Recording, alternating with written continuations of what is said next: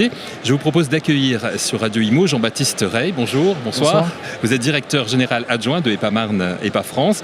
Jean-Baptiste, pourquoi est-ce que les grands porteurs de projets investissent à l'est de Paris? Quand on parle de territoire dynamique et équilibré, le titre de notre première table ronde, qu'est-ce qui nous permet d'affirmer cela? On peut affirmer l'attractivité du territoire tout simplement en réalisant la qualité qu'on a au quotidien dans le partenariat entre le territoire et l'établissement public, entre l'établissement public, les collectivités et les partenaires publics et privés qui viennent s'exprimer sur ce territoire.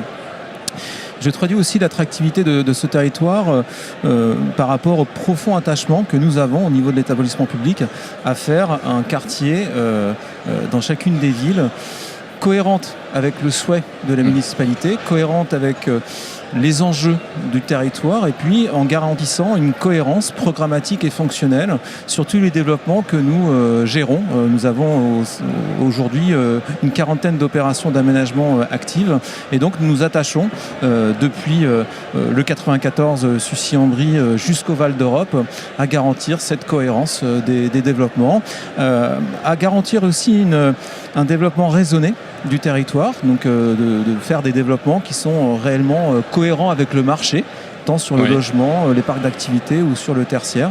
Donc je pense que cette attractivité, elle est la résultante à la fois d'un développement raisonné et très qualitatif et aussi d'un partenariat public-privé très efficace qui se fait dans le respect de chacun, tant sur les objectifs que sur le périmètre d'action de chacun des acteurs. Cette cohérence, elle passe par quoi? Par le dialogue avant tout? On a énormément fait évoluer nos démarches de concertation. Là, je ne parle pas de la concertation réglementaire, bien entendu, mais l'association des différents acteurs du territoire le plus en amont possible. C'est vraiment quelque chose qui est maintenant très intégré dans notre méthode de travail et qui fait que les projets sont mieux appropriés par les territoires et par les acteurs qui viennent s'exprimer chez nous. Qu'est-ce qui donne envie d'investir ici à l'Est parisien aujourd'hui? Laurent Girometti citait sur Radio Imo il y a quelques jours un emploi pour un actif résident. C'est quelque chose que vous avez réussi à mettre en place sur le territoire.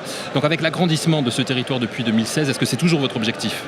C'est toujours notre objectif. D'ailleurs, la preuve en est que sur les projets démarrés dans notre nouveau périmètre, je prends l'exemple par exemple de Champigny-sur-Marne, le projet urbain que nous développons a vocation à accueillir 2 tiers d'activité économique et 1 tiers de résidentiel. Ce qui veut donc dire que sur les villes qui ont besoin d'être rééquilibrées sur cet enjeu emploi par résident actif, nous nous attachons du coup à concevoir des projets urbains en cohérence avec cet axe-là. Évidemment, l'équilibre emploi-habitat est très important. Laurent Girometti, dans son discours, a aussi parlé des enjeux bas carbone, de la santé, du climat. Et je pense aujourd'hui que Marne-la-Vallée est reconnu des habitants, des usagers de ce territoire, mais aussi de l'extérieur, comme un territoire profondément attaché sur ses valeurs. Voilà. Et donc, on est en capacité de pouvoir développer des projets qui respectent ces enjeux. Vous avez évoqué le discours de Laurent Girometti, c'était juste avant notre table ronde ici à la ferme de Buisson. Il viendra nous en parler tout à l'heure, d'ailleurs sur ce plateau. Alors nous sommes là aujourd'hui justement pour les vœux 2020. Qui dit vœux dit objectif, mais aussi bilan de l'année écoulée. Vous pouvez nous donner, Jean-Baptiste Rey, un mot sur les chiffres 2019? On a, au-delà des résultats 2019, on a aujourd'hui une activité qui garantit chaque année environ 2000 logements vendus sur le territoire, entre 10 et 20 hectares de zones d'activité et entre 15 et 25 000 mètres carrés de tertiaire. Donc c'est des chiffres qui se constatent chaque année. L'année 2019 est dans cet ordre-là. On va être de l'ordre de 1600 logements vendus. Cette année, en 2020, on sera plus près des 2400. Donc on est vraiment dans une moyenne annuelle de l'ordre de 2000 logements vendus. Pareil pour le tertiaire. On est cette année sur 16 000 mètres carrés. L'année dernière, on était à peu près dans cette ordre de grandeur-là. 2019, on a eu l'année exceptionnelle de l'implantation du campus de Loite sur le Val d'Europe, qui nous a apporté 9 000 mètres carrés d'engagement au niveau de projets tertiaires.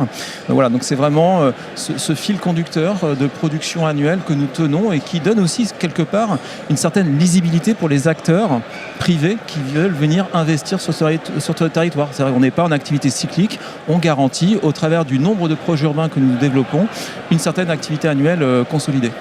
Un mot pour terminer sur l'arrivée aussi prochaine du Grand Paris Express qui a été évoqué dans les discours. C'est un atout majeur pour EPA Marne? On a déjà pas mal d'atouts sur les transports, il faut quand même le reconnaître. En infrastructure terrestre, avec l'autoroute A4, la francilienne, au niveau du ferré, on a quand même RER A, RER E, la liaison TGV avec Roissy, Charles de Gaulle, tout ça c'est quand même existant et c'est ce qui fait quand même les transports sont boosters de développement en même temps. C'est vrai, mais la ville se développe aussi et donc il faut qu'on puisse garantir la qualité des flux sur ce territoire. Et c'est vrai que le Grand Paris Express, en nous mettant à 35 minutes du Pont de Sèvres et à 35 minutes de Saint-Denis-Pleyel, ça va quelque part changer aussi la donne avec un meilleur rabattement sur notre territoire. Et donc on veut quelque part favoriser aussi l'accès à l'emploi de nos habitants sur le territoire. On a aujourd'hui 55% des habitants qui travaillent sur Marne-la-Vallée, ce qui veut donc dire que sur 4500 nouveaux habitants par an sur ce territoire, 45% ne travaillent pas sur Marne-la-Vallée et donc on doit s'attacher à leur garantir une bonne liaison vers leur lieu de travail. Merci beaucoup Jean-Baptiste. Merci à vous et bonne table ronde.